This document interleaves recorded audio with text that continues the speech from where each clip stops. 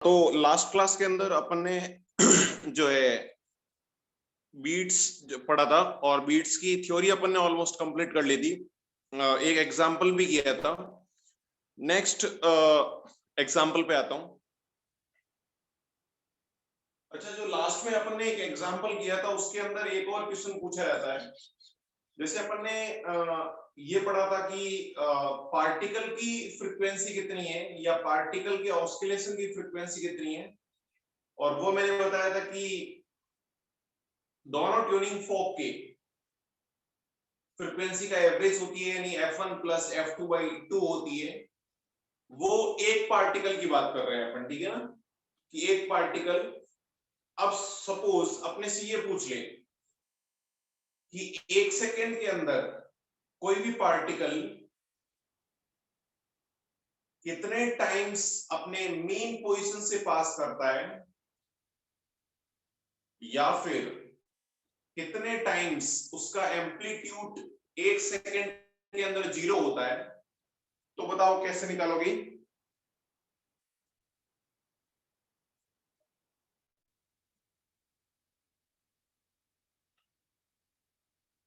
Hello,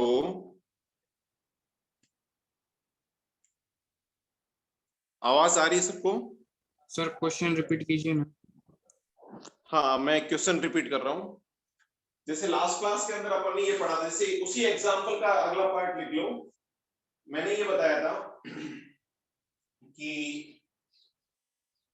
frequency of particle या particle के oscillation की फ्रीक्वेंसी f1 प्लस f2/2 ये आई थी। अब अपने से ये पूछ ले कि how many times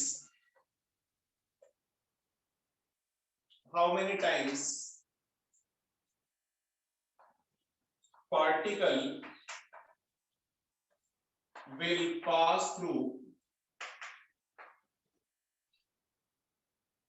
mean position. Particle will pass through mean position in 1 second. अच्छा, इस क्वेश्चन को ऐसे ही पूछ सकता है कि पार्टिकल एक सेकंड के अंदर मीन पोजीशन से कितने टाइम्स पास कर रहा है, या फिर कितने टाइम्स उसका एम्पलीट्यूड 0 हो रहा है। तो एम्पलीट्यूड, नेट एम्पलीट्यूड 0 तभी होगा ना जब वो मीन पोजीशन से पास करेगा। दोनों एक ही बात है, तो बताओ कितना होगा? Twice of the particle frequency. Very good. तो देखो, अपने को पता है कि एक वाइब्रेशन के अंदर या एक साइकिल के अंदर दो बार उसकी जो है, दो बार वो मीन पोजीशन से पास करेगा। तो एक सेकंड के अंदर फ्रीक्वेंसी उसकी इतनी है, मतलब एक सेकंड के अंदर इतने वाइब्रेशंस वो कंप्लीट कर रहा है, ये इतने बीट्स बन रहे हैं। तो एक सेकंड के अंदर इतने ऑस्किलेशन या इतने वाइब्रेशंस कंप्लीट कर रहा है, तो उसका amplitude 2 into f1 plus f2 divide by 2 इतने टाइम्स 0 होगा या इतने टाइम्स मीन पोजीशन से पास करेगा। अब सपोज अपने से ये पूछ रहे कि बताओ 10 सेकंड के अंदर कितने टाइम्स उसका एम्पलीट्यूड 0 होगा, तो मल्टीप्लाइड बाई 10 हो जाएगा। क्या ये बात समझ में आ रही है? Yes, sir. ठीक है। तो ऐसे छोटे छोटे एग्जांपल थोड़ा थोड़ा मॉडिफिकेशन करके वो अपने से पूछ सकता है, ये अपने को समझ में आना चाहिए। ठीक है, अब है ना, अपन बीट्स के जो एक्चुअल एग्जांपल जो एग्जाम में आते हैं, उन एग्जांपल को करने से पहले कुछ मैं एक्सपेरिमेंटल फैक्ट बता देता हूं, वो अपने को ध्यान रखें। एक्सपेरिमेंटल फैक्ट,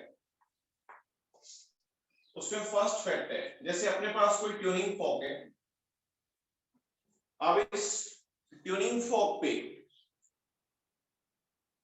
अगर अपन वैक्स लगा दें, ट्यूनिंग फॉर्क पे अगर लोडेड with some wax,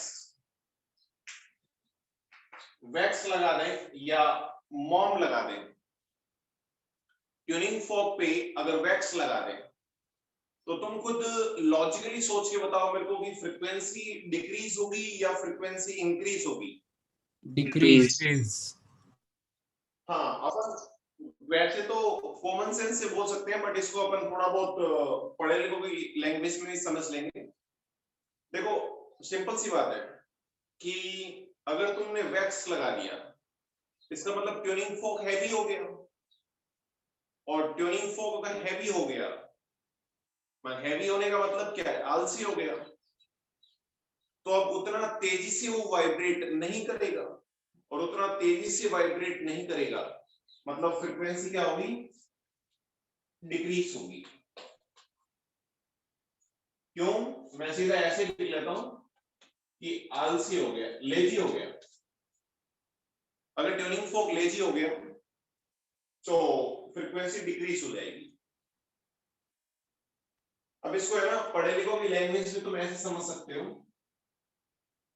कि अभी अपने सिलेबस में तो नहीं है, बट मैं थोड़ा सा आइडिया बता देता हूं कि जैसे अपन ने स्प्रिंग मास सिस्टम के अंदर फ्रीक्वेंसी देखी थी। स्प्रिंग मास सिस्टम के अंदर फ्रीक्वेंसी क्या होती है? For spring mass system frequency कितनी होती है बताओ? 1/2 m। ये होती है क्या? Yes sir. Exactly same type से ट्यूनिंग फोक के लिए जो फ्रीक्वेंसी होती है, ये तुम आगे पढ़ोगे, अभी अपने 12th लेवल पे जरूरत नहीं पड़ेगी। फ्रीक्वेंसी जो होती है वो इसी टाइप से डिपेंड करती है, √of के क्या होता है वहां पे? स्प्रिंग का स्टिफनेस होता है या स्प्रिंग कांस्टेंट होता है, ऐसे कैसे यहाँ पे यंग्स मॉडुलस होता है अपॉन मास की जगह मास होता है। तो जैसे यहाँ पे स्टिफनेस अपॉन m होता है, ये भी तो स्टिफनेस ही है, यंग्स मॉडुलस भी तो स्टिफनेस ही होता है, तो y अपॉन m होता है। तो जब तुमने वैक्स लगा दिया, वैक्स लगा दिया मतलब मास इंक्रीज कर दिया, तो मास इंक्रीज कर दोगे तो उसकी फ्रीक्वेंसी डिक्रीज हो जाएगी। ये ध्यान रखना की जरूरत नहीं है अपने को डायरेक्टली इतना ही ध्यान रखना है कि वैक्स लगा दोगे तो फ्रीक्वेंसी डिक्रीज हो जाएगी। सेकेंड, अगर तुम इस ट्यूनिंग फोक को इसकी अगर फाइलिंग कर दो, इसको अगर फाइल कर दो, फाइल करने का मतलब थोड़ा सा घिस दो, तो क्या ये ट्यूनिंग फोक स्लिम हो जाएगा? स्लिम होने का मतलब क्या है? थोड़ा एडवांस हो जाएगा या फास्ट हो जाएगा या स्मार्ट हो जाएगा या मास कम हो जाएगा? और मास कम होने का मतलब फ्रीक्वेंसी क्या होगी?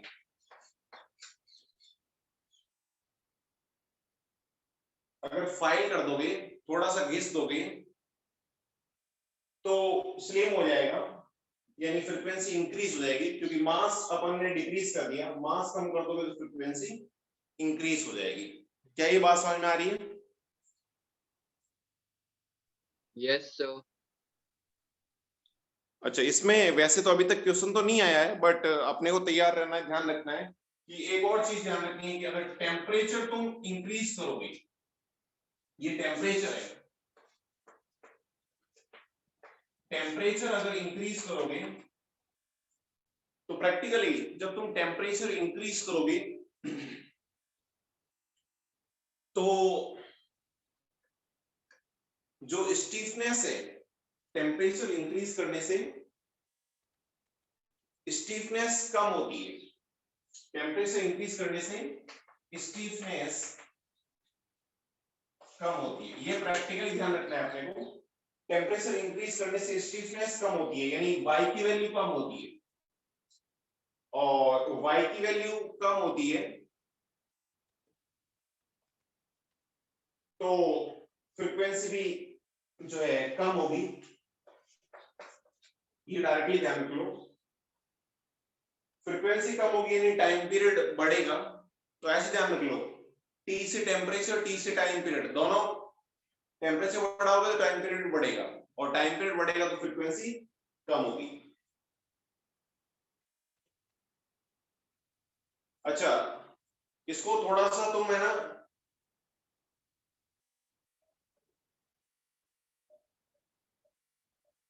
ठीक है ऐसे ध्यान रखो कि टेम्परेचर बढ़ाओगे तो फ्रीक्वेंसी कम होगी क्योंकि स्टिफनेस कम होता है। ये 3 पॉइंट्स अपने को क्वेश्चन करने के लिए ध्यान रखने हैं। ये दो तो इजीली ध्यान रह जाएंगे कि मास बढ़ाओगे तो आलसी हो जाएगा, मास घटाओगे तो स्मार्ट हो जाएगा, जल्दी जल्दी वाइब्रेट करेगा। और टेम्परेचर बढ़ाओगे तो स्टिफनेस कम होती है यानी फ्रीक्वेंसी कम होती है। याद रखने के लिए तुम ऐसे रख सकते हो कि टी से टेम्परेचर, टी से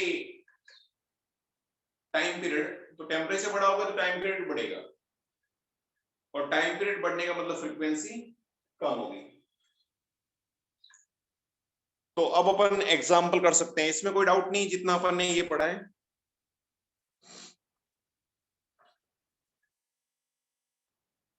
यहां तक कोई डाउट नहीं किसी को?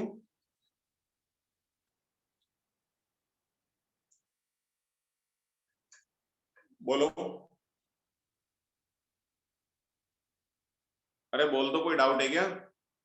No sir. No, sir. ठीक है, ठीक है, तो फिर अपन एग्जांपल में जंप करते हैं।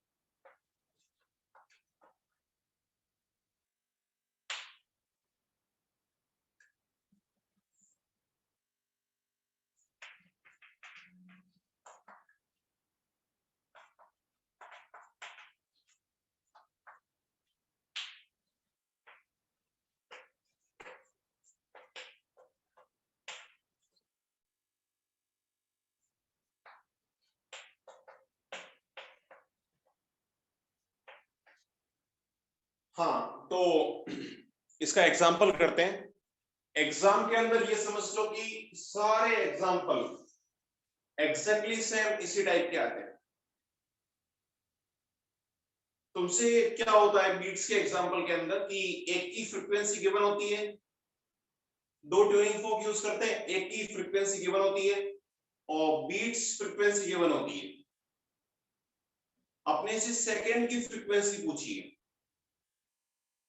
अब कुछ लोगों को लग रहा होगा कि जैसे ए ट्यूनिंग फोक की फ्रीक्वेंसी 400 हर्ट्ज है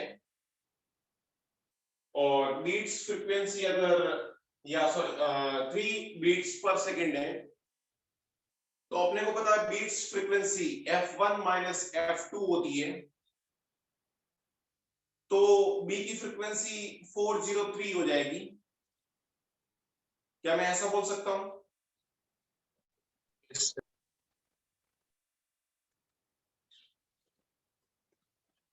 बोलो,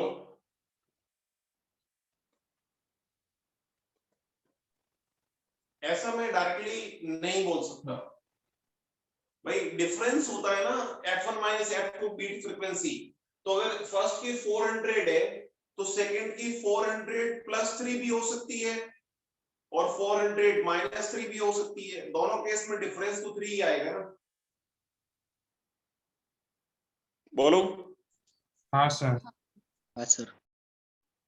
तो देखो Yes. ए ट्यूनिंग फोक की फ्रीक्वेंसी अपने को पता है 400 हर्ट्ज है। अब अपने को पता है कि बी की फ्रीक्वेंसी या तो 400 प्लस 3 यानी 403 हर्ट्ज होगी बी की फ्रीक्वेंसी, या फिर बी की फ्रीक्वेंसी 397 हर्ट्ज होगी। अपने को आंसर तो पता है इन दोनों में से एक ही होगा, लेकिन अपने को चेक करना है कि कौन सी होगी। यहाँ पे कैलकुलेशन बिल्कुल भी नहीं है, आंसर दो में से एक ही हो सकता है। बहुत सिंपल सा क्वेश्चन है, अपने को बस चेक करना है कि 403 हर्ट्ज होगी। 403 हर्ट्ज होगा। हाँ हाँ देखते हैं, 397 हर्ट्ज होगी। अब ये चेक करने के लिए अपने को कुछ ना कुछ हिंट गिवन होता है, जैसे अभी मैंने बताया था तुम्हें। तो इस क्वेश्चन के अंदर गिवन है कि if tuning fork B is loaded with some wax, यानी बी पे अगर अपन कुछ वैक्स लगा है तो बीट्स फ्रीक्वेंसी जो है वो कम हो जाती है। अच्छा तुम मेरे को एक चीज बताओ, बीट्स फ्रीक्वेंसी का मतलब क्या है? क्या ए और बी के बीच में डिफरेंस है? नहीं। क्यों नहीं है? हाँ सर। बीट्स फ्रीक्वेंसी यही तो होता है कि ए और बी के बीच में डिफरेंस कितना है।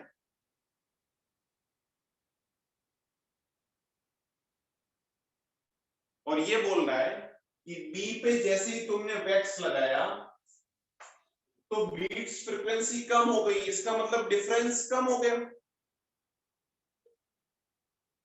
तो ए की फ्रीक्वेंसी तो फिक्स है, ए में तो अपन कुछ भी चेंज नहीं कर रहे, 400 है। और बी पे अपन ने कुछ वैक्स लगाया तो अपने को पता है वैक्स लगाने से बताओ बी की फ्रीक्वेंसी कम होगी या ज्यादा होगी? कम कम हो होगी। जाएगी। इसका मतलब 397 से भी नीचे आएगी, बी की फ्रीक्वेंसी 397 से भी नीचे जाएगा। तो इसकी फ्रीक्वेंसी ये है और ये नीचे जा रहा है, तो डिफरेंस बढ़ रहा है या कम घट रहा है? बढ़ रहा है। बढ़ रहा है। डिफरेंस बढ़ रहा है। डिफरेंस बढ़ रहा है मतलब बीट्स फ्रीक्वेंसी भी बढ़ रही है, इसका मतलब ये सॉल्यूशन नहीं होना चाहिए। यहां पे देखो, यहां पे जब तुम वैक्स लगा दोगे तो अपने को पता है बीट्स फ्रीक्वेंसी क्या होगी, बी की फ्रीक्वेंसी क्या होगी, कम होगी। तो ए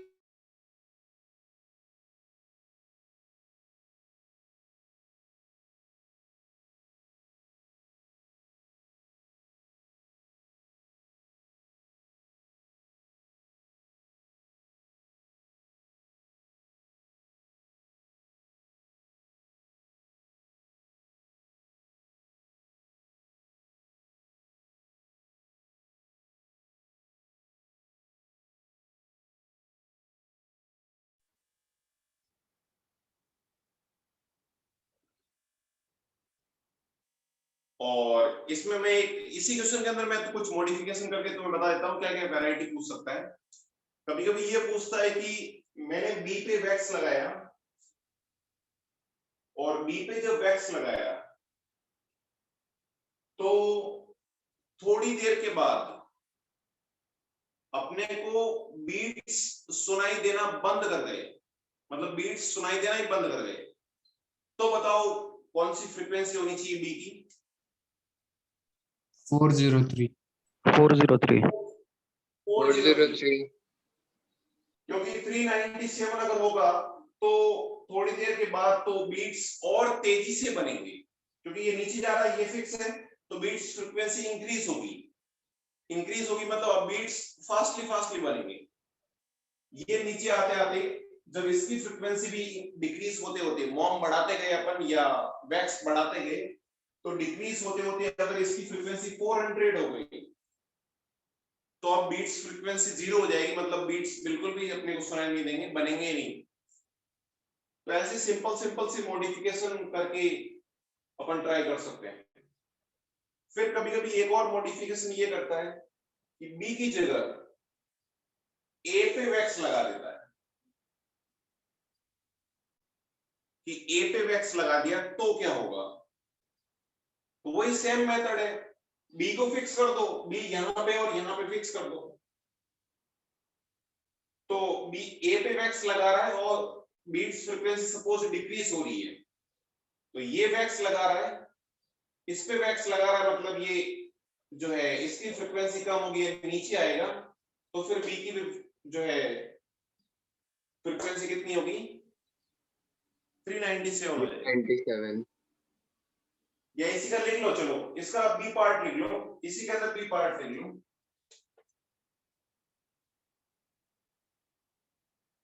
इसी का बी पार्ट लिख लो, if wax is loaded on A, then beats frequency decreases. If wax is loaded on A, then beats frequency decreases. तो अपने को फ्रीक्वेंसी ऑफ B कितनी होगी ये पता करना है।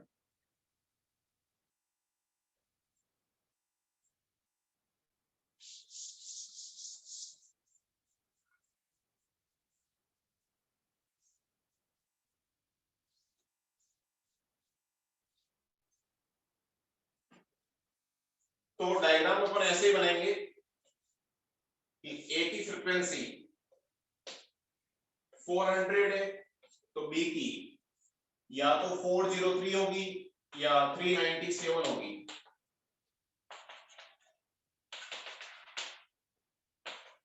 अब ये बोल रहा है कि ए पे वैक्स लगा रहे हैं अपन, ए पे वैक्स लगा रहे हैं मतलब डेफिनेटली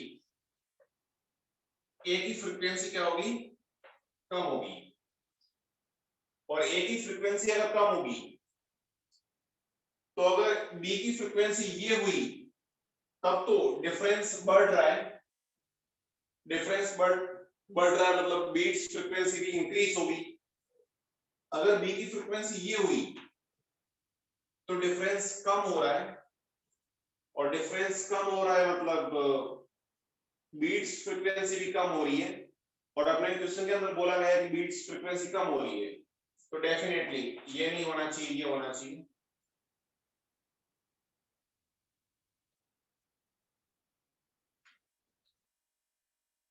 तो आराम से सोच के बता दो मेरे को, ये समझ में आया कि नहीं आया। क्लियर है Yes. सर? Yes, sir. सबको क्लियर है? ऐसा कोई है जिसको क्लियर नहीं है?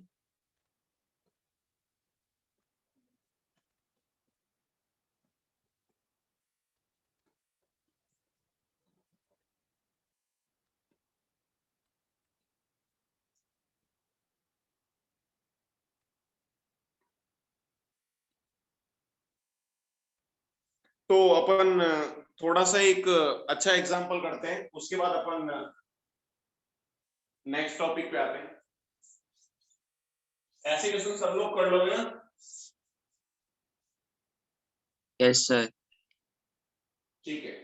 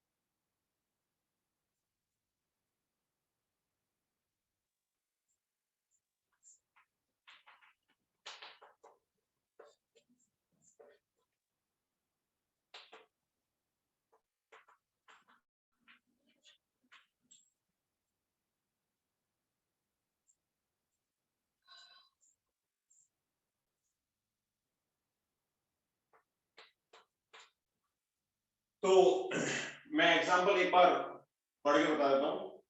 ए ट्यूनिंग फोक इज वाइब्रेटिंग जिसकी फ्रीक्वेंसी 400 हर्ट्ज है with A piano wire. Piano wire ध्यान रखना फिक्स वायर के टाइप से काम करता है।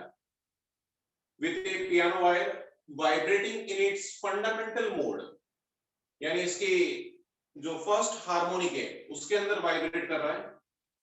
Then 5 beats per second are produced, यानी बीट्स फ्रीक्वेंसी 5 है, यानी दोनों की फ्रीक्वेंसी के अंदर डिफरेंस जो है वो 5 है। अपने को नहीं पता कि 405 होगा या 395 होगा उसके लिए अपने को गिवन है if tension in wire is increased slightly, थोड़ी सी टेंशन अगर अपन इंक्रीज कर दें वायर के अंदर तो बीट्स फ्रीक्वेंसी 0 हो जाती है। तो अपने को इनिशियल फाइनल दोनों टेंशन और फ्रीक्वेंसी वायर की पता करनी है।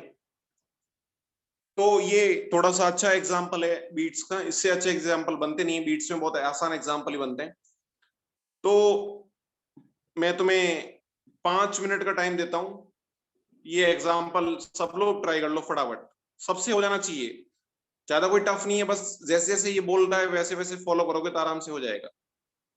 बाकी लोग भी ट्राई करो, टेंशन भी निकालो। बहुत सिंपल सा एग्जांपल है, ठीक है? हाँ ठीक है, कुछ लोगों ने सॉल्यूशन भेज रहे हैं, आंसर बता रहे हैं, ठीक है अपन ट्राई करते हैं। तो मैं क्वेश्चन को रफ कर दूं क्या?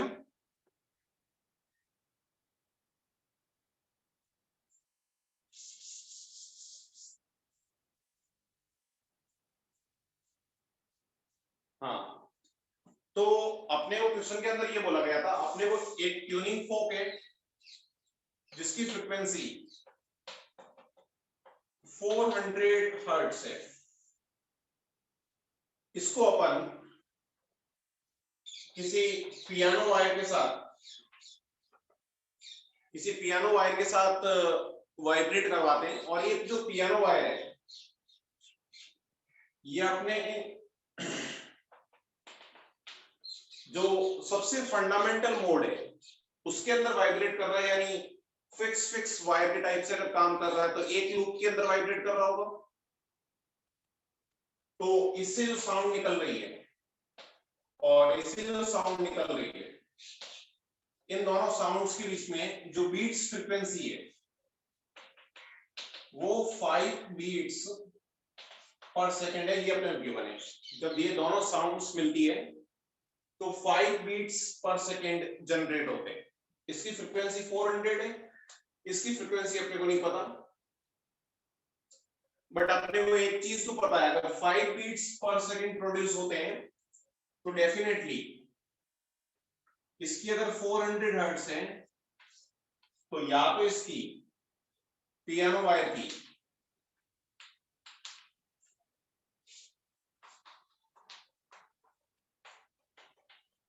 फ्रीक्वेंसी जो है 405 हर्ट्ज होगी या 395 हर्ट्ज होगी, इन दोनों में से एक होगी।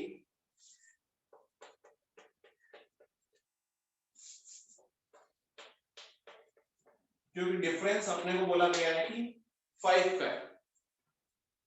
अब मेरे को ये बताओ, अगर ये फिक्स वायर है पियानो वायर और ये अपने फर्स्ट हार्मोनिक के अंदर वाइब्रेट कर रहा है तो इसकी फ्रीक्वेंसी कितनी होनी चाहिए बताओ? V/2L। V/2L। हाँ, V/2L या फिर 1/2L। V कितना होता है? अंडररूट ऑफ T/म्यू। सही बात है? Yes sir. ठीक है, तो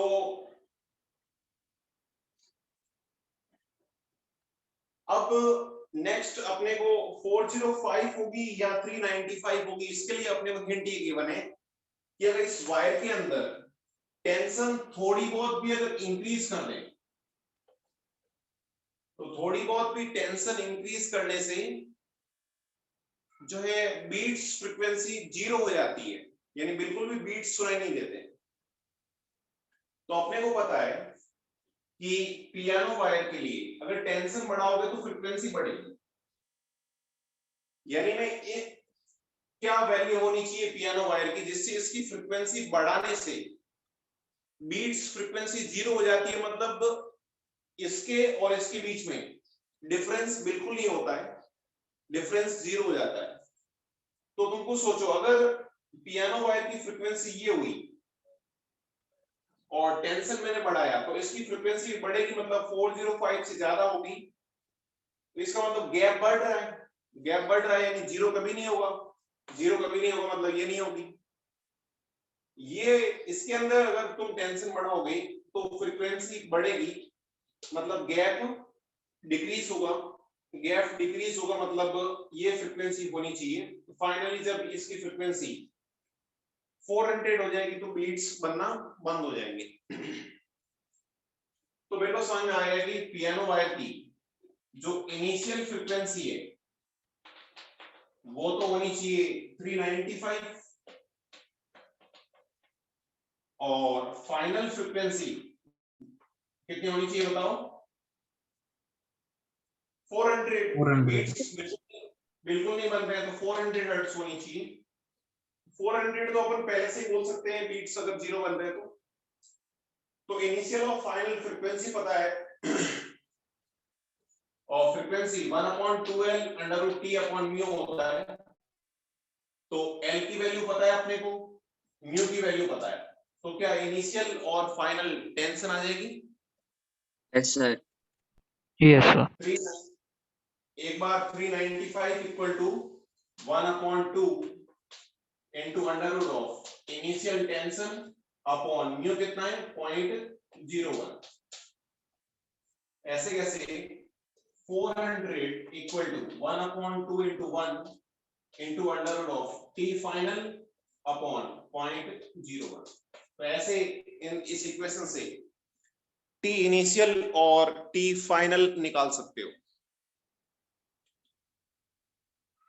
कितने लोग हैं जिनको ये एग्जांपल समझ में नहीं आया? बीट्स के टफ एग्जांपल बनते ही नहीं है, ये समझ लो टफेस्ट है और ये भी बहुत सिंपल है।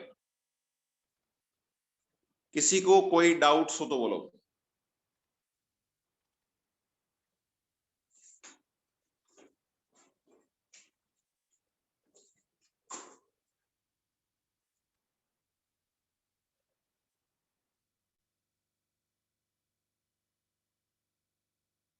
बोलो,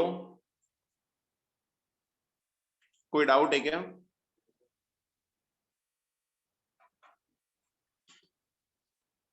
कोई डाउट नहीं है?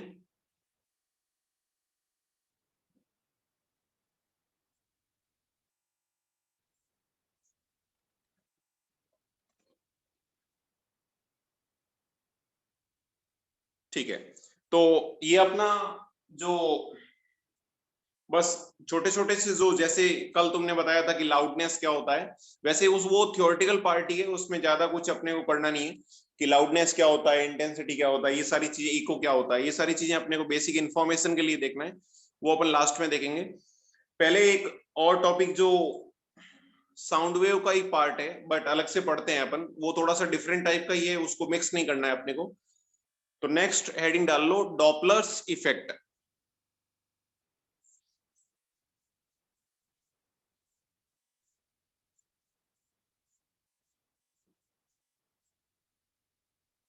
डॉपलर्स इफेक्ट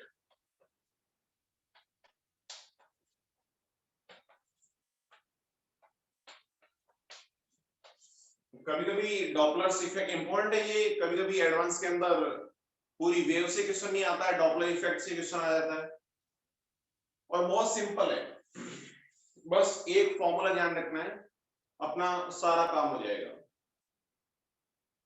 पहले समझते हैं डॉपलर्स इफेक्ट होता क्या है। बहुत कॉमन चीज है, बहुत कॉमन चीज, बस उसी चीज को डॉपलर ने मैथमेटिकली बता दिया। जो डॉपलर ने बताया वो सबको पहले से पता था, अपन डेली लाइफ में हमेशा ऑब्जर्व करते हैं, लेकिन मैथमेटिकली उसको कैसे सॉल्व करना है ये डॉपलर ने बताया। डॉपलर ने ये बोला कि सपोज जैसे ये अपने पास सोर्स है जो कुछ साउंड प्रोड्यूस कर रहा है, और यहां पे ऑब्जर्वर है जो साउंड सुन रहा है। देखो अभी अपन ने इस पूरे साउंड वेव के अंदर क्या पढ़ा है कि अगर ये ऑब्जर्वर यहां पे फिक्स है, सॉरी सोर्स यहां पे फिक्स है, ऑब्जर्वर यहां पे फिक्स है, तो जितनी फ्रीक्वेंसी की साउंड सोर्स निकालेगा उतनी फ्रीक्वेंसी की ही साउंड ऑब्जर्वर को सुनाई देगी।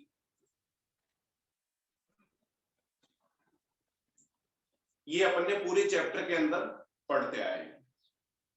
टाइम का डिफरेंस हो सकता है, थोड़ी देर बाद आवाज सुनाई दे सकती है, ये अपन ने पढ़ा था। लेकिन डॉपलर ने ये बोला कि अगर दोनों रिलेटिवली मूव करना स्टार्ट कर जाए, जैसे सोर्स मान लेते हैं कुछ Vs, Vs क्या है, अपन ये नोटेशन इसी टाइप की यूज करेंगे।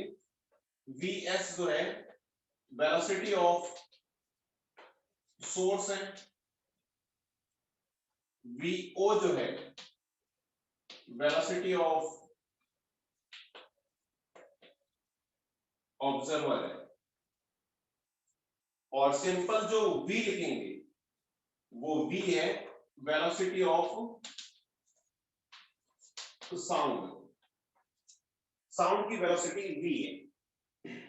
Vs वेलोसिटी ऑफ सोर्स है, Vo वेलोसिटी ऑफ ऑब्जर्वर है, V जो है वेलोसिटी ऑफ साउंड है। तो डॉपलर ने ये बोला कि सोर्स भी मूव कर रहा है, ऑब्जर्वर भी लेट से कि कुछ Vo वेलोसिटी से मूव कर रहा है। अभी मैं ऐसी आर्बिट्री डायरेक्शन ले रहा हूं, सोर्स और ऑब्जर्वर किसी भी डायरेक्शन में मूव कर सकते हैं, दोनों एक दूसरे की तरफ मूव कर सकते हैं, दोनों सेम डायरेक्शन में मूव कर सकते हैं, दोनों ऑपोजिट मूव कर सकते हैं, अपने को उससे कोई मतलब नहीं। लेकिन एक चीज तो मेरे को क्लियरली पता है ना कि सोर्स ये है और ऑब्जर्वर ये है, तो क्या साउंड तो डेफिनेटली इसी डायरेक्शन में मूव करेगी।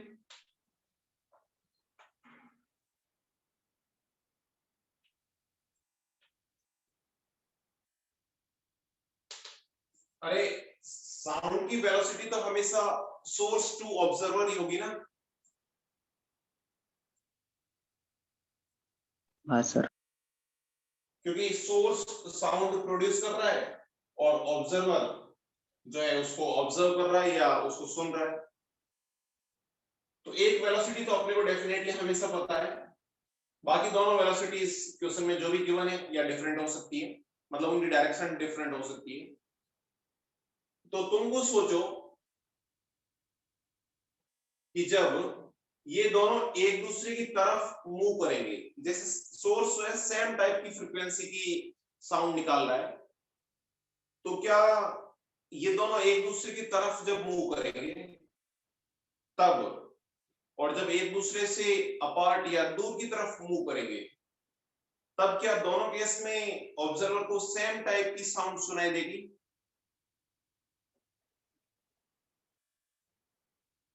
नो। नहीं, ऐसा नहीं होगा, डिफरेंट टाइप की आवाज सुनाई देगी। तो डॉपलर ने बस इसी चीज को मैथमेटिकली बता दिया, डेरिवेशन अपने काम का नहीं, मैं डायरेक्टली फॉर्मूला बता रहा हूं। डॉपलर ने ये बोला कि अगर ऑब्जर्वर और सोर्स दोनों रिलेटिवली अगर मूव करें, if observer and source both move relatively, then frequency of sound that observer here is, observer को किस फ्रीक्वेंसी की आवाज सुनाई देगी, वो होती है एफ डैश। जितनी फ्रीक्वेंसी आवाज ये निकालेंगे, जैसे मान लेते हैं कि एफ नॉट फ्रीक्वेंसी की आवाज ये रेस्ट पोजीशन के अंदर प्रोड्यूस कर रहा है, तो इसको एफ नॉट सुनाई नहीं देगी, इसको कुछ डिफरेंट फ्रीक्वेंसी की आवाज सुनाई देगी। और वो फ्रीक्वेंसी कितनी होगी, f dash equal to v minus v o upon v minus v s multiplied by f not.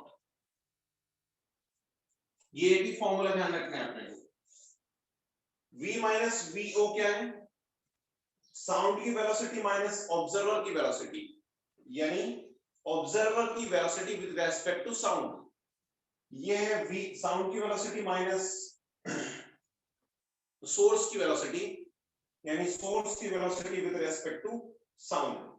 और एफ नॉट जिस फ्रीक्वेंसी की साउंड सोर्स निकाल रहा है, एफ डैश जिस फ्रीक्वेंसी की जो है ऑब्जर्वर को साउंड सुनाई दे रही है। अब इसके अंदर साइन कन्वेंशन ध्यान रखना पड़ेगा। वेलोसिटी है तो वेक्टर है, तो अपने को पॉजिटिव नेगेटिव साइन के साथ वैल्यू रखनी है।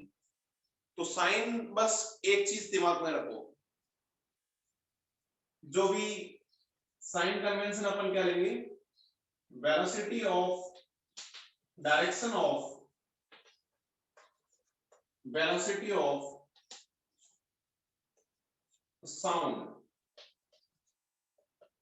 इसको हमेशा अपन पॉजिटिव लेंगे। जिस भी डायरेक्शन में साउंड जा रही है उस डायरेक्शन को पॉजिटिव लेंगे, उसके अपोजिट नेगेटिव लेंगे। वैसे साइन कन्वेंशन तुम अपने हिसाब से सेट कर सकते हो, किसी भी एक डायरेक्शन को पॉजिटिव ले लो, दूसरी को नेगेटिव ले लो, बट दिमाग में फिट कर लो, कसम खा लो कि हमेशा अपन ऐसे ही करेंगे कि साउंड की वेलोसिटी को पॉजिटिव लेंगे। जैसे इस केस में सोर्स यहाँ पे है, ऑब्जर्वर यहाँ पे है, तो वेलोसिटी किस भी डायरेक्शन में है, इस डायरेक्शन को अपन क्या लेंगे, पॉजिटिव लेंगे, क्योंकि डेफिनेटली साउंड इधर से इधर जाएगी। क्या ये बात समझ में आ रही है? Yes sir. v minus v o divide by v minus v s into f naught. अब देखो कुछ लोगों को ये फॉर्मूला याद तो होता है कि v माइनस वी ओ और v माइनस वी एस होता है, लेकिन v minus v o denominator में आता है या v minus v s denominator में आता है, ये अपने को याद नहीं रहता। तो इसको मैं एक छोटी सी लॉजिक बताता हूँ। ऐसी लॉजिक नहीं है, मतलब ऐसे ही ट्रिक है, अपने को ध्यान रखना है कि ज्यादा अच्छी रैंक या टॉप लेवल पे कौन बैठेगा, ऑफिसर बैठेगा या सिक्योरिटी गार्ड बैठेगा? ऑफिसर बैठेगा ना। तो ऊपर ऑफिसर होगा, नीचे सिक्योरिटी गार्ड होगा, तो ऊपर ऑफिसर होगा, नीचे सिक्योरिटी गार्ड होगा। ऐसे बस फालतू सी ट्रिक है, बट अपना काम हो जाएगा। अपने को क्या करना, तो v minus v o upon v minus v s ऐसे आएगा। अब इसमें टफ क्वेश्चन क्या क्या बना सकता है, इसमें टफ क्वेश्चन ऐसा बना सकता है कि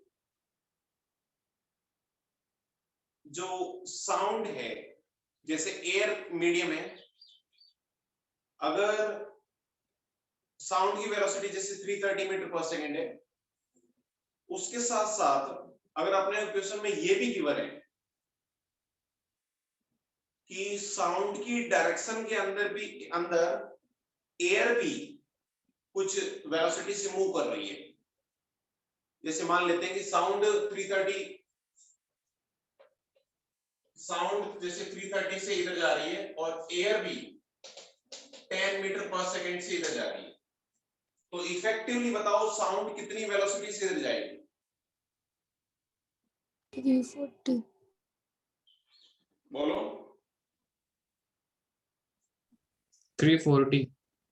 340, क्योंकि एयर अपने साउंड को भी अपने साथ लेके जाएगी, तो साउंड की अपने को यहाँ पे ये जो v लिखा हुआ है, v अगर साउंड की नेट वेलोसिटी है, तो अगर कभी ऐसा क्वेश्चन को थोड़ा सा मॉडिफाई करे या अपने कंफ्यूज करने का ट्राई करे तो नेट वेलोसिटी लेनी है अपने को।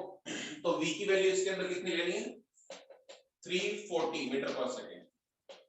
ऐसे कैसे एयर अगर ऑपोजिट जाए तो 320 हो जाएगी। तो ये अपने को ध्यान रखना है, ठीक है। बस ये कर लिया तो अपना काम हो जाएगा। एक फ्रीक्वेंसी की ध्यान रखनी है, पूरी फिजिक्स के अंदर ध्यान रखना फ्रीक्वेंसी जो गिवन होती है वही यूज करते हैं। फ्रीक्वेंसी चेंज सिर्फ और सिर्फ डॉपलर इफेक्ट के अंदर चेंज होती है और कहीं पे भी फ्रीक्वेंसी चेंज नहीं होती है, ठीक है। ऑब्जर्वर और सोर्स अगर रिलेटिवली मूव कर रहे हैं तो सोर्स जितनी फ्रीक्वेंसी की साउंड प्रोड्यूस करता है ऑब्जर्वर को थोड़ी सी डिफरेंट सुनाई देती है।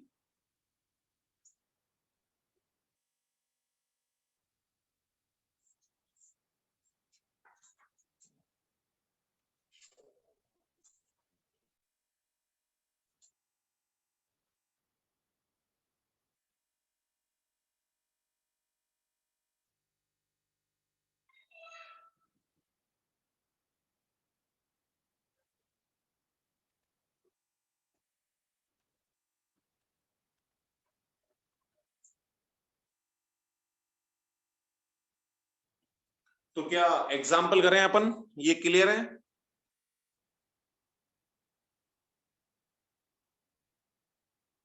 तो पहले मैं एक सिंपल सा एग्जांपल लेता हूं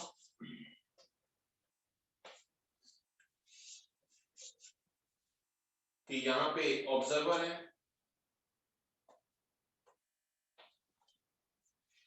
और यहां पे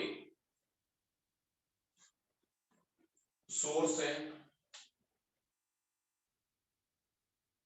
और इसकी फ्रीक्वेंसी जो है वो 400 हर्ट्ज है। इतनी फ्रीक्वेंसी की साउंड निकाल रहा है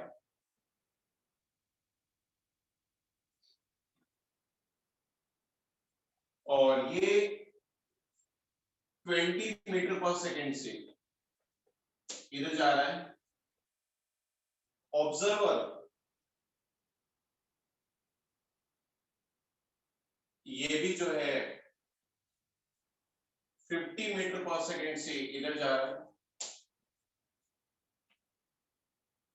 और साउंड की वेलोसिटी 330 मीटर पर सेकेंड गिवन है आपने को।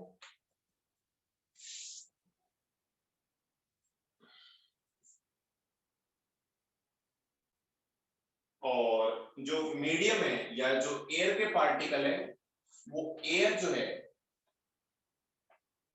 लेट से एयर जो है या मीडियम जो है वो भी इधर मूव कर रहा है 20 मीटर पर सेकेंड से। तो सोर्स अगर 400 की साउंड निकाल रहा है तो इसको कितने फ्रीक्वेंसी की साउंड सुनाई देगी ये अपने को सॉल्व करना है। तो लैंग्वेज नहीं लिख रहा हूं, आई थिंक क्वेश्चन ऐसे समझ में आ रहा है सबको। क्वेश्चन समझ में आ रहा है क्या। Yes, sir. सोर्स 20 मीटर पर सेकेंड से प्लस एक्स में जा रहा है, ऑब्जर्वर 50 मीटर पर सेकेंड से प्लस एक्स में जा रहा है, एयर या मीडियम जो है 20 मीटर पर सेकेंड से माइनस एक्स में जा रहा है और साउंड की वेलोसिटी 330 मीटर पर सेकेंड है। तो सोर्स अगर 400 हर्ट्ज की फ्रीक्वेंसी प्रोड्यूस करे तो ऑब्जर्वर को कितनी फ्रीक्वेंसी की साउंड सुनाई देगी ये अपना क्वेश्चन है।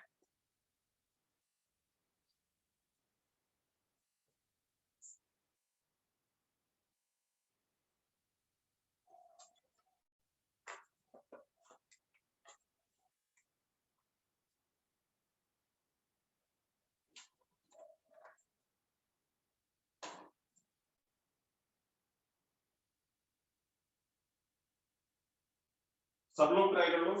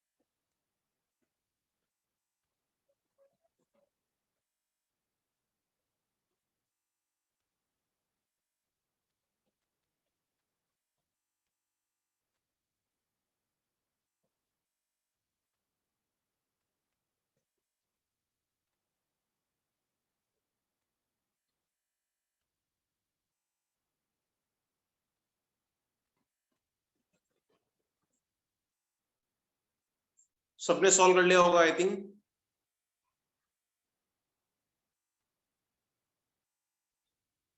हाँ 40f/37 यानी 40 × 400/37, ठीक है। तो सॉल्व करते हैं, सिंपल सा। देखो सबसे पहले तो मैं साउंड की वेलोसिटी निकाल लेता हूं और उसकी डायरेक्शन निकाल लेता हूं। तो सोर्स यहाँ पे है और ऑब्जर्वर यहाँ पे, तो अपने लिए साउंड इधर जा रही होगी और साउंड इधर जा रही है 330 मीटर पर सेकंड से, एयर भी इधर जा रही है 20 मीटर पर सेकंड से। तो अपने लिए साउंड की वेलोसिटी कितनी होगी बताओ? 350. 350. तो अपने आप फॉर्मूला लगा लेते हैं कि F dash equal to V minus VO upon V minus VS into F naught. V क्या है? साउंड की वेलोसिटी, वो है 350। तो 350 माइनस अपॉन 350 माइनस इंटू 400। अब VO यानी ऑब्जर्वर की वेलोसिटी, तो ऑब्जर्वर 50 मीटर पर सेकंड से इधर जा रहा है, साउंड इधर जा रहा है, तो बताओ 50 पॉजिटिव लोगे या नेगेटिव? नेगेटिव। Negative. तो माइनस ऑफ 50 हो जाएगा।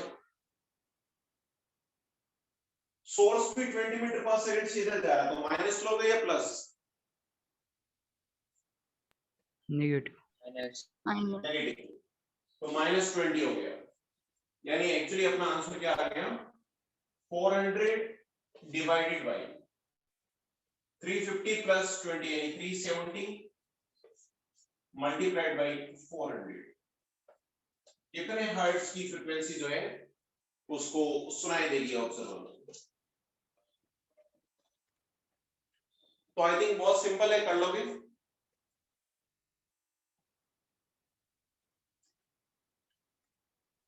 सब लोग सॉल्व कर लोगे ना?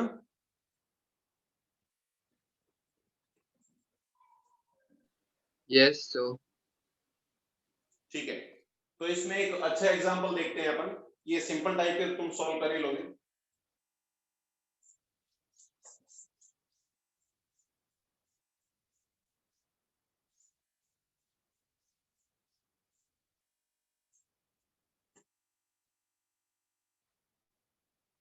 तो इसके अंदर अब अपन जो है एक ऐसा एग्जांपल कर रहे हैं। देखो इधर यहाँ पर एग्जांपल को समझ लो, मैं लैंग्वेज नहीं लिख रहा हूं। एक अपने पास ट्यूनिंग फोक है, एक और ट्यूनिंग फोक है, और इन दोनों के बीच में यहां पे कोई ऑब्जर्वर है जो कि फिक्स है, यानी ये मूव नहीं कर रहा है। और ये ट्यूनिंग फोक u वेलोसिटी से इधर जा रहा है, और इस ट्यूनिंग फोक की जो फ्रीक्वेंसी है वो f0 है। ये ट्यूनिंग फोक भी u वेलोसिटी से, सेम वेलोसिटी से इधर जा रहा है, और इसकी जो फ्रीक्वेंसी है वो भी f0 है।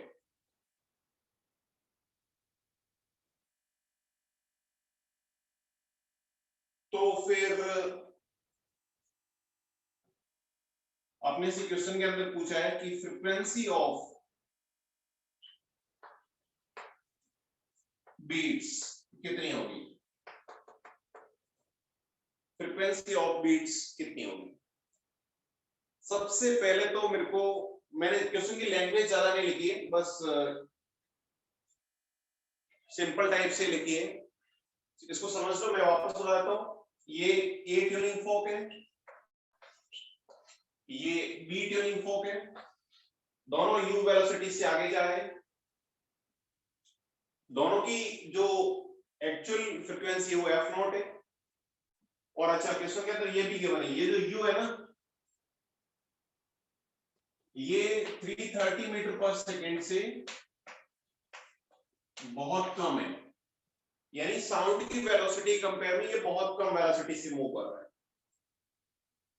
तो फ्रीक्वेंसी ऑफ बीट्स कितनी होगी? सबसे पहले तो मेरे को बताओ बीट्स बनेंगे कैसे?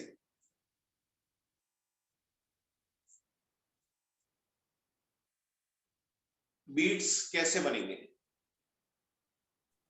फर्स्ट ट्यूनिंग फोर्क की वजह से अलग फ्रीक्वेंसी उसको सुनाई देगी और सेकंड वाले से अलग, तो फिर उन दोनों का डिफरेंस।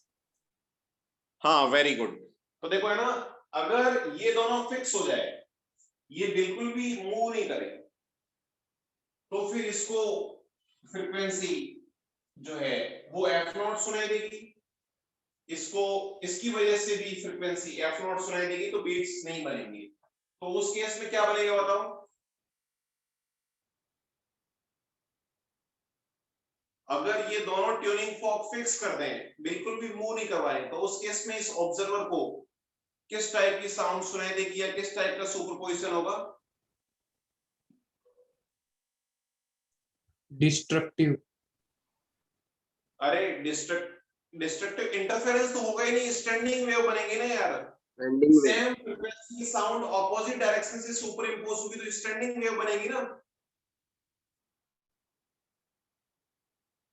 हाँ सर। लेकिन अभी इस केस के अंदर दोनों ट्यूनिंग फॉर्क मूव कर रहे हैं, और दोनों ट्यूनिंग फॉर्क अगर मूव कर रहे हैं तो इसको इसकी वजह से लेट्स से कि फ्रीक्वेंसी कुछ एफ डैश सुनाई दे रही है, एफ नॉट सुनाई नहीं देगी, डिफरेंट फ्रीक्वेंसी सुनाई देगी डॉपलर इफेक्ट से। इसकी वजह से ये भी अगर मूव कर रहा है तो इसकी वजह से let's say F double dash सुनाई दे रही है। तो दो डिफरेंट टाइप की फ्रीक्वेंसी अगर यहाँ पे सेम डायरेक्शन से या ऑपोजिट डायरेक्शन से सुपर इंपोज हो रही है, तो इसको बीट्स सुनाई देंगे। तो अपने को पता करना है कि बीट्स की फ्रीक्वेंसी कितनी होगी, मतलब F1 F डैश और F डबल डैश, इन दोनों का डिफरेंस कितना होगा, वही बीट्स फ्रीक्वेंसी होगी। तो फटाफट सॉल्व कर लो सब लोग। क्वेश्चन समझ में आ गया सबको? पहले मेरे को ये बताओ। हाँ। F डैश और F डबल डैश निकाल लेता हूं। तो इस केस में देखो अपने लिए ऑब्जर्वर ये है और सोर्स ये है, तो क्या ये वाली डायरेक्शन जो है इसको पॉजिटिव लूंगा मैं। लेट्स से कि साउंड की वेलोसिटी को मैं v से लिख रहा हूं, v equal to velocity of sound है।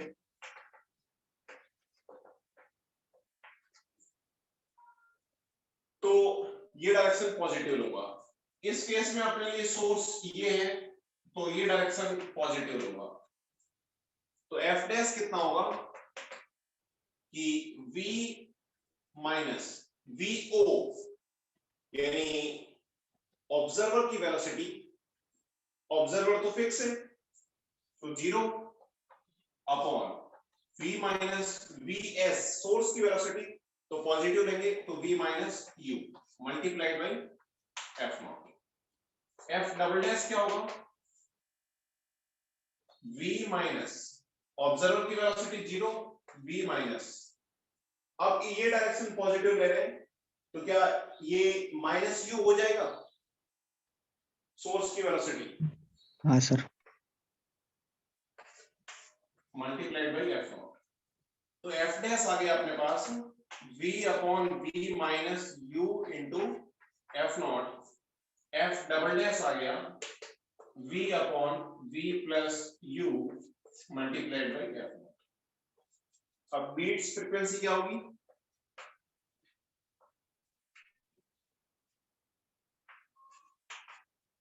f dash minus f double dash, तो ये हो जाएगा f नॉट में कॉमन ले लेता हूं, ये आ जाएगा, और v भी कॉमन ले लेता हूं,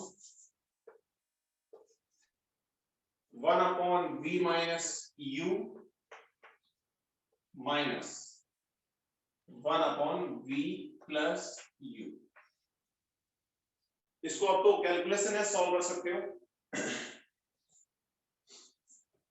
तो ये हो जाएगा आपके पास, कितना हो जाएगा बताओ, इसको सॉल्व कर लो बस।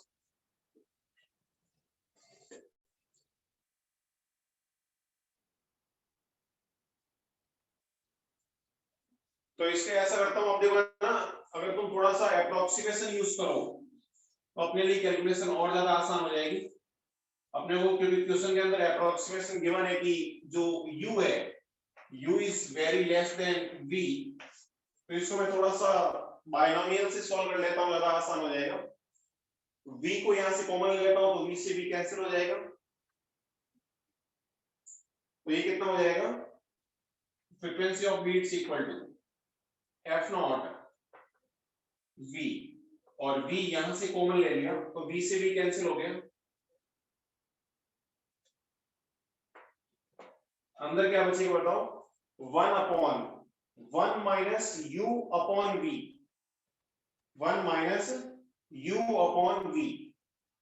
तो अपने को पता है कि 1 प्लस x की पावर n हो तो 1 प्लस n इंटू x लिख सकता हूं। ऐसे कैसे, इसको पहले मैं ऐसे लिख लेता हूं, 1 माइनस u अपॉन v की पावर माइनस 1 माइनस, ये क्या हो जाएगा, 1 प्लस u अपॉन v की पावर माइनस 1।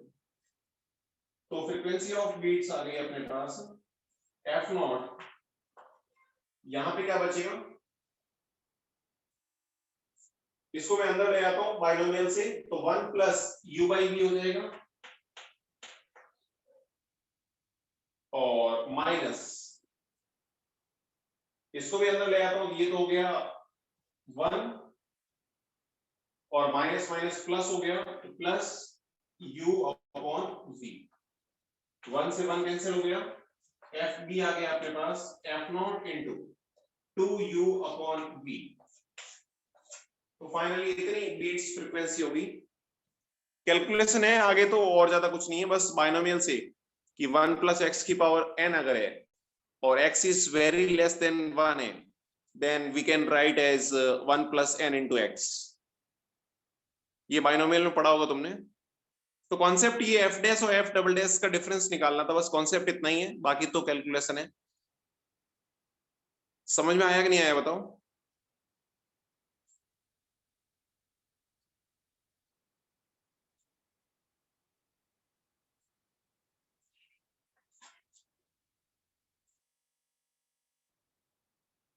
सबको समझ में आ गया क्या?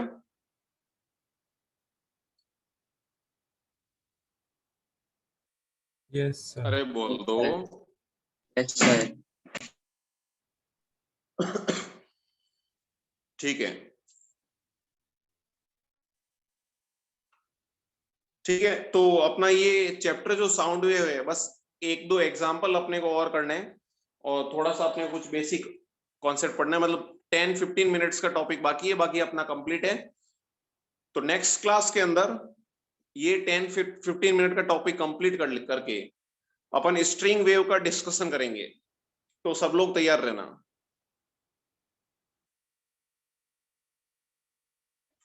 अब तुम साउंड वेव और स्ट्रिंग वेव के सारे क्वेश्चन ट्राई कर सकते हो।